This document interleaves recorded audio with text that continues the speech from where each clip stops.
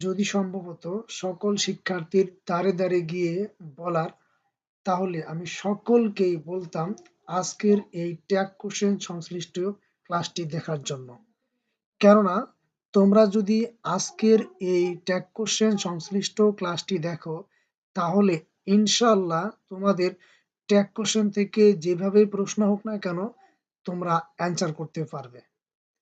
তো বেশি কথা না বাড়িয়ে চলো শুরু করা যাক।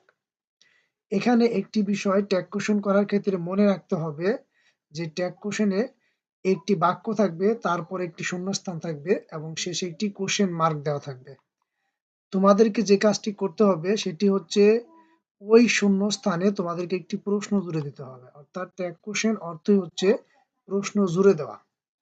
যেমন এখানে একটি বাক্য তোমরা দেখতে পাচ্ছ যে Rana is a honest boy. এখানে একটি বাক্য আছে, Rana is a honest boy.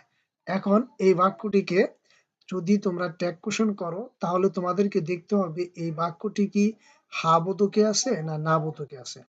যদি বাক্যটি হা বোধকে থাকে তাহলে তোমরা না বোধকে ট্যাগ কোশ্চেন করবে, আর যদি বাক্যটি না বোধকে থাকে তাহলে হা বোধকে ট্যাগ কোশ্চেন করবে।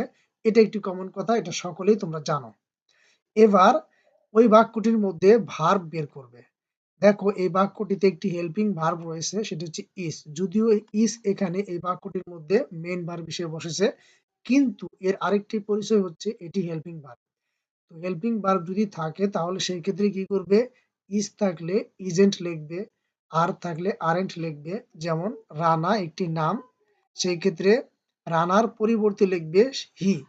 এখানে যে বিষয়টি আরো কিছু বিষয় মনে রাখবে যে অবশ্যই এই যে এই পাশে যে শব্দটি লেখা হয়েছে হি, তারপর দেখো এখানে অ্যান্সারে লেখা হয়েছে দেই, তার মানে এই শব্দগুলি হচ্ছে সাবজেক্ট প্রোনাউন।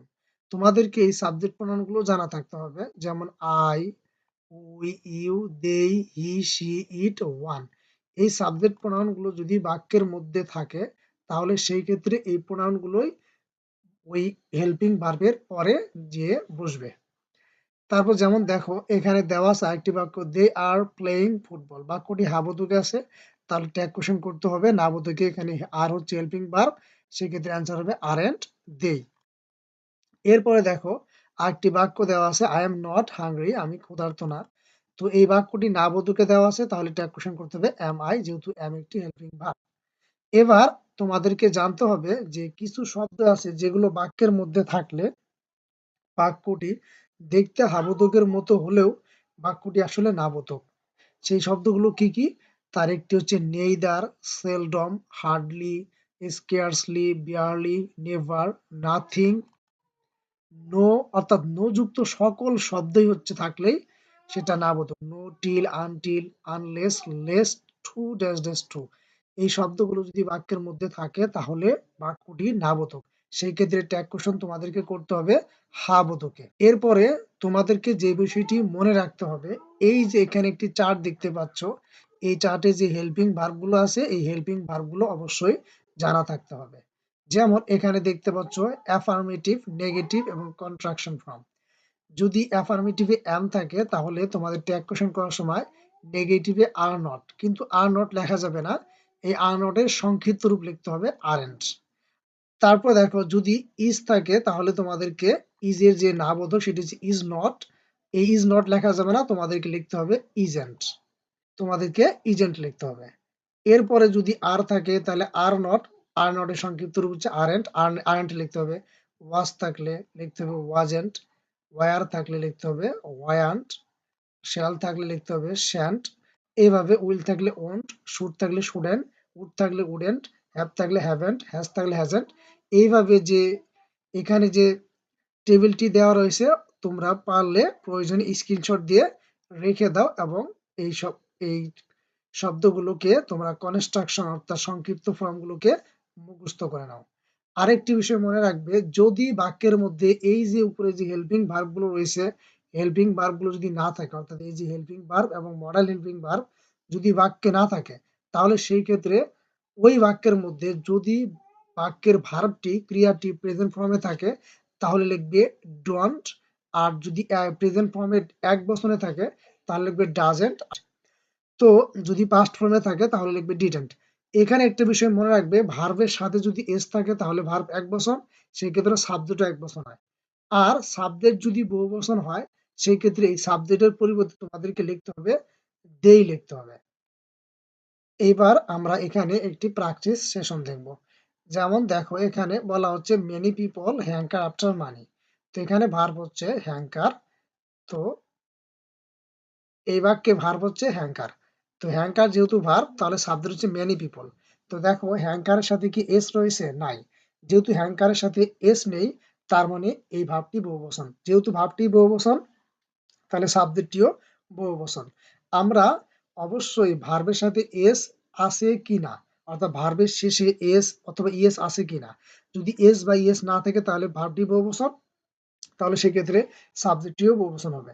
আর সাবজেক্ট যখন বহুবচন হবে, তখন আমরা ওই বহুবচন সাবজেক্টের পরিবর্তে লিখবো দে। অর্থাৎ তাহলে অ্যান্সার হবে এখানে ডন্ট ডন্ট দে। এইভাবে, যেহেতু দের সাথে ডন্ট হয়। এরপরে দেখো লেটস বা লেটাস। এখানে একটা বিষয় মনে রাখবে, লেটস বা লেটাস যদি বাক্যের মধ্যে থাকে, তাহলে অ্যান্সার লিখবে শ্যাল উই। লেটাস বা লেটস থাকলে একদম সরাসরি লিখে দিবে এখানে অ্যান্সারে শ্যাল উই লিখে দিবে, এখানে শ্যাল উই লিখে দিবে এখানে। তারপরে দেখো money can hardly bring happiness. এখানে আমরা দেখি যে হেল্পিং ভার্ব রয়েছে, সেটি হচ্ছে ক্যান।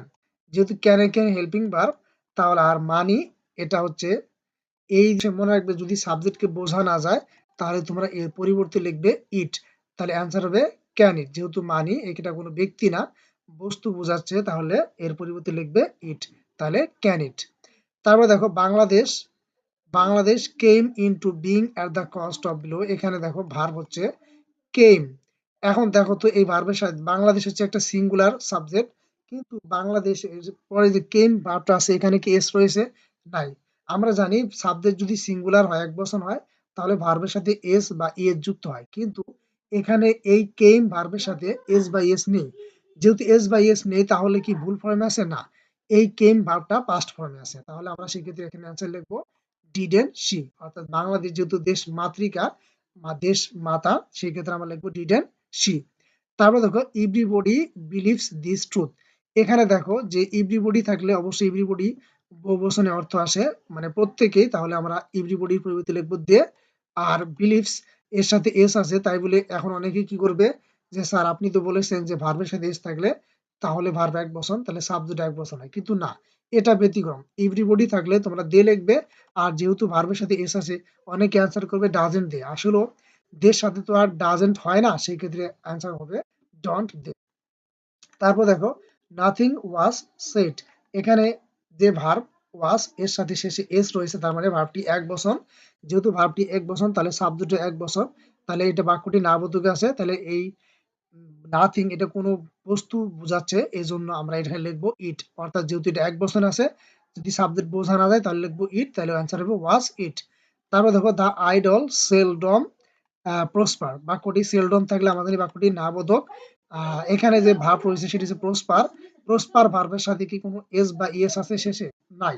যেহেতু এস বা ইএস নাই, তার মানে এই ভার্বটি বহু বচনে আছে। যেহেতু ভার্ব বহু বচনে আছে, তাহলে সাবজেক্টও বহু বচনে আছে। অর্থাৎ দ্য আইডল এটি সাবজেক্টটি বহু বচন। আর সাবজেক্ট বহু বচন হলে আমরা লিখবো দেই, তাহলে অ্যান্সার হবে ডন্ট দেই। তবে শি ইজ এ প্রোনাউন, এখানে শি এর পরিচয় দিচ্ছে, মূলত শি এখানে সাবজেক্ট না।